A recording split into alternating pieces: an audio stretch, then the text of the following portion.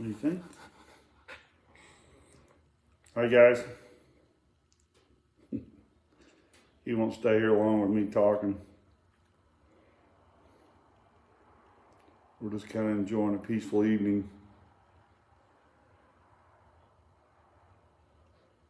Grayson, the wonder dog. Boy's got a nose on him. Can smell anything. Can hear anything. But it's good to be with you guys again tonight. It's really kind of peaceful to see light at the end of the tunnel in more ways than one. Especially having a place to kind of everybody can gather and really celebrate his life and pay a tribute to Roger. Started getting really serious about working on the old video now. It's the slideshow with some music, and it's coming along pretty good, and hopefully I was kind of wanting to finish it tonight and put it out there, but my sweet wife said, no, let's take our time, let's do this right. So it's going to be good. I did a test run with it, and it's touching, I think. I mean, of course, I'm an emotional creature and I'm his brother, so yeah, I was going to talk to you guys tonight. You know, Roger grew up in a thug town, literally, in Lawton. Kind of, I don't know, being R.B. Kirk's son, his firstborn especially, you know, my dad'd rather fight than eat. And at the same time had a heart of gold. So, I mean, he wasn't a thug, that's for sure. Neither was Roger. But he had to learn thuggish ways to survive in a town like Lawton, because I'm not kidding you, they had gangs, and you didn't group up with people. I can remember I was in high school. No, he was in high school his last year, senior year, and I was in junior high, I think it was 7th grade. And there was a place called the Hungry U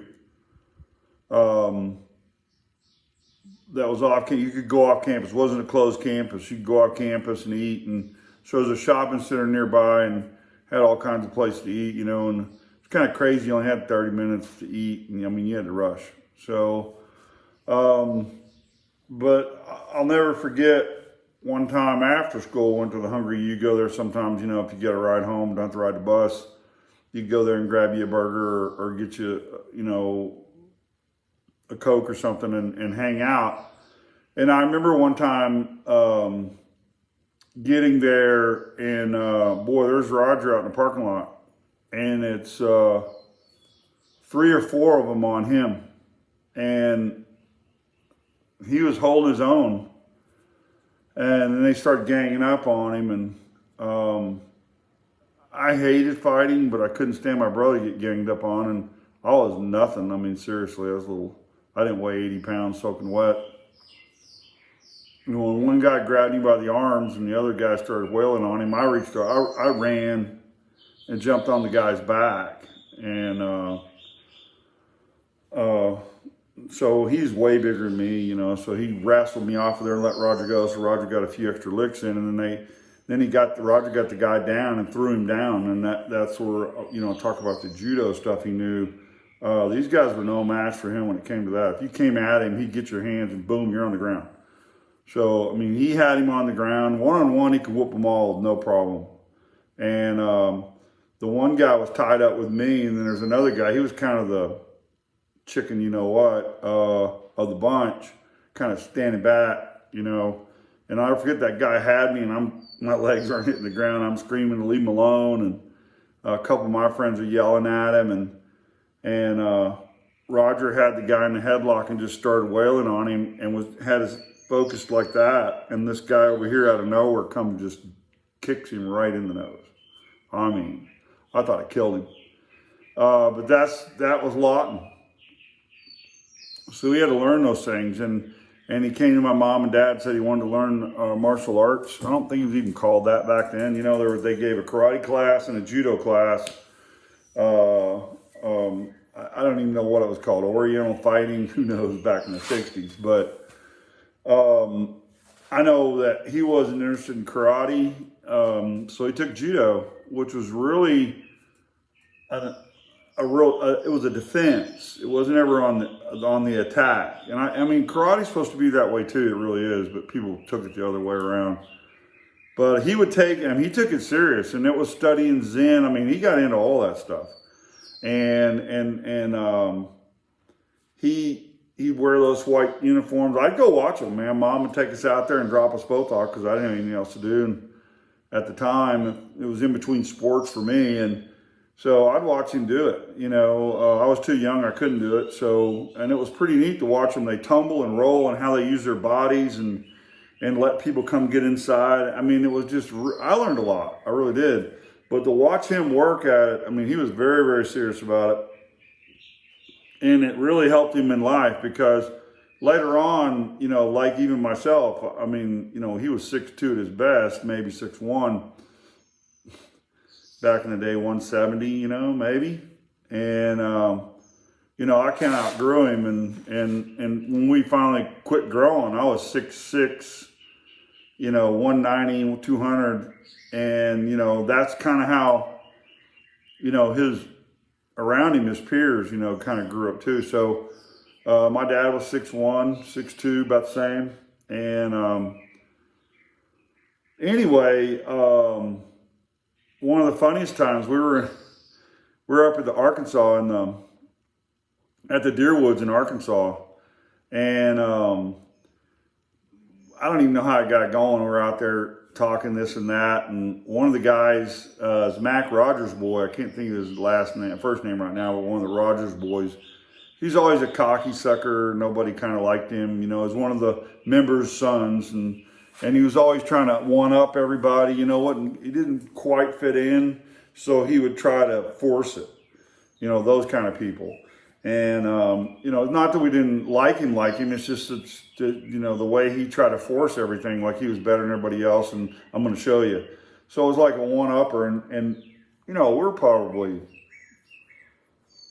I'm probably 25 or 26, and by that time Roger's 30 something, and so this guy was in between us, and he was 165 pounds wringing wet, but he talked like he was bigger than me. And so if I would have liked fighting, I'd already whooped his butt that day. Because of the stuff he was saying. I mean, I would have just, boop, let's just shut this up right now. But he's nagging on, and finally Roger lipped off to him and goes, "You ain't, you know what?" And so the dude goes, "You want let's do something about it?" He goes, "Yeah, cool. You feel froggy, jump." So Roger stood up. And I've seen him do this a couple of times, and it's a judo deal. He would nag him, and the guy just started running at him. And that's a huge mistake. I don't care who you are, you don't do that. That's not the proper way to fight. You're going to get your butt whooped. So he came running at Roger, and Roger just let him come. And he didn't even move, and he just kind of sat down and squatted a little bit, 1 foot forward. And the guy came at him and reached for him like that. When he did, Roger grabbed him by both wrists. Just like that. Not like this. Like that. So he held him this way. So when he had his wrist, he had him like that, not underneath. He had him on top. And when he kept coming like that, Roger just fell down. In the way they teach in judo, you don't pop and hit your butt. You just roll into it like a rocking chair. So he knew how to do that. So he rolled into a rocking chair, sitting position, all in one motion. This guy's running full blast. And he grabs him, and he just takes his foot and puts it right in his crotch and just flips him over. Well, you know, your average guy, street fighter's going to let the guy go and just fling him, you know, like Hollywood. Not Roger. Not the way they taught you in judo. He held on to his arms. And when he came all the way over, just wham, slapped him like a dadgum grounded fish. I mean, you know, like a whip. I mean, whoa. And I mean, you've never heard such a I'm talking for 10 or 15 minutes. This guy could not catch his breath. And that was another time. Every time Roger did that, I thought he broke his back, man. And everybody around there, because it was like a cheer. Like, finally somebody got to shut this idiot up.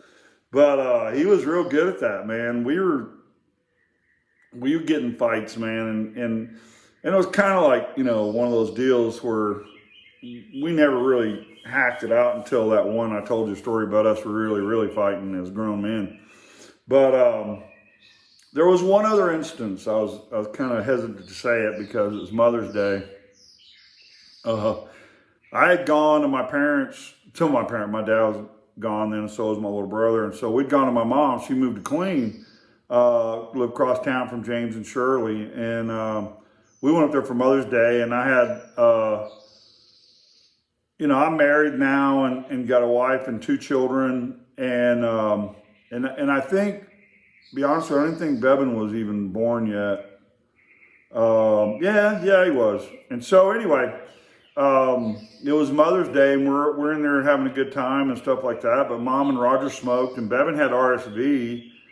So we'd beg him not to smoke, because he couldn't take it. So we'd go outside or in another room and that kind of thing. And Roger kind of felt threatened, like, hey, we live here. And so I said, well, we're leaving. And it was one of those deals. Just wanted to wish my mother happy Mother's Day and see her. But my dad had given a lot of people different guns, and my mom had a few of them. And my mom goes, here, you need to take these. And I said, okay. So I got some of his guns. And Roger didn't like that. For whatever reason. And, when he was at my house, I didn't know there was a 30-30 and he got it. He slipped in there and found out where it was and he took it. Well, I didn't know that. And so we were kind of having a few words there at the end. And he was standing in my mother's garage with the garage door open. And I'm standing outside the garage. And we've got some heated words going on, and my mom already knew it, so she didn't want any part of it. And I'm telling you, this is Mother's Day. That's how the Kirk boys did it. I mean, it didn't matter. It's on. And so it was kind of funny in a way, and yet it wasn't because it was Mother's Day. But he just couldn't take it anymore, and he started mouthing off. And when he started mouthing, he could get cruel. I mean, he could. So he said a few cruel things, and I just said, I was doing everything I could to hold it back and said, no, let's just, you need to shut up and stop this right now. And he couldn't get me to do anything. And I'm just standing there saying, this is Mother's Day, that kind of thing. But he could see my face is beet red. And he's probably 2 feet from me. And he does one of those, it's like we're little kids. He does one of those nana boo-boo kind of things, But it was like this. I got Daddy's gun, and you didn't know it. I've got the 30-30. Like that. And then he reaches up, and he's doing it like this, and he's got the garage door. And I kind of went like that. I wasn't going to do anything. And he slammed the garage door. Well, he slammed it too hard because it hit the floor and rocketed back up. And it went from garage door, nobody, to Roger standing there like, oh crap. And he kind of went like that, and I just bailed off in him. And I mean, started waylaying him. I did. I was heavier and stronger than him. And as I'm doing it, he wrapped his legs around me like a snake and then curled around his judo stuff and had me like this. And I mean, we both went to the ground, but I'm the one that took the brunt. And it landed on my right hip. And I'm not kidding you. From that day forward, my right hip really bothered me a lot. And that was probably 02, 01, somewhere around in there. And anyway, so I'd say by 09, I had both my hips replaced. I'm not blaming him because the other one, he didn't do anything to that one. So, but it did bother, it hurt a lot. And so, every time when you get injured like that, it gets cold and that kind of stuff. And it just reminded me of that, which was a bad memory, kind of. And my mom comes out just crying and getting all over both of us. And I'm pointing at him and he's pointing at me. And But that was one of those little judo moments where, it didn't matter how big you were, he'd take you down, hurt you. And so we both of us had this motto. We learned this from a guy in insurance indoc school. I don't know why we even got on the subject. It's because Roger started talking about it. And this guy was kind of a wiry old Texas boy that was teaching class. And we were talking about fighting and however the conversation got going. And I think he was, he just kind of, he was a teaching moment for him. He said, "You think you can whoop me like that?" And went around everybody. And everybody goes, "Well, I don't know. Probably not. I don't know. You're probably a good fighter." That kind of stuff. We weren't interested in that. When he came to Roger goes, "Yeah, I can whoop your ass." Just like that. And the guy comes up and stands up to him, gets right in his face, and he goes, "Let me tell you something. You might be able to whoop my ass, but just before you get it done, I'm going to make you think you can't do it." And that kind of stuck in Roger and I's brain, and that's kind of how we were from then on. I mean, it affected me too. I said, you know what? There's no quit. And that's the whole deal. It's just no quit in it. But later on, you learn stuff like the art of war is not to go to war, So the winner is the one that, I won't call it peace at all costs, but the wise one comes out on top by not going to war. However that is accomplished. Most of the time it's just by deception. And, but anyway, that's just, that was fighting with Roger and doing that kind of stuff. So, and I think getting in a fight with my brother, they had gotten in a fight once, and it was actually on our first wedding anniversary. It was another one of those crazy stuff, and him and Roger kind of got into it. I'm trying to break it up, and I'm telling Bobby to stop it. He punches me in the nose, and it just reflexes. I popped him back, and immediately started, apologizing. Well, it knocked this knuckle down. I haven't had that knuckle, since 1990. It's gone. And that's what you get with your brothers. I think I footballed one of them, maybe Bobby, and, kicking him to get him to quit and whatever he's doing, and hit his belt buckle and knocked the chip off my ankle, So I mean, this guy starts trying to tell me, I don't want you fighting. Don't. You get fight, you're gonna get hurt. You protect your family is another thing, but just out of anger and all that kind of stuff. So it was one of those deals that was fighting with the Kirks. My uncles were that way. My dad, there was one guy said at deer camp, goes, "Well, tell you one thing about the Kirks, they keep it amongst themselves, even though they're, around everybody else." But yeah, Roger's judo kept him out of a lot of stuff. Really did. I think it was a great asset to him. Plus, it had some meditation stuff with it. So, he'd learned to do all that. And it was kind of neat growing up with that, especially when I was a kid to watch it happen. He taught me a few things. I mean, I didn't stick with him and learn it because I wasn't into that. If I could have used that in football, if I'd have been a defensive player, I probably could have used it, but they don't let you use your hands back then. So that wouldn't have done me any good. But yeah, that's another deal is in kind of growing old, starting to, getting into growing old with Rogers, is getting into the fights that you shouldn't be getting into that we learned later on. We just, wind up hurting ourselves, trying to hurt the other person more. And so you kind of get to the end where you just kind of argue and agree to disagree, instead of getting into fist fights that when you get older, those things don't heal ever. You live with them. So I think both of us realized that. We decided, we've had enough of this stuff. But anyway, that's judo night with Roger, fighting with Roger, fighting for Roger, never quitting.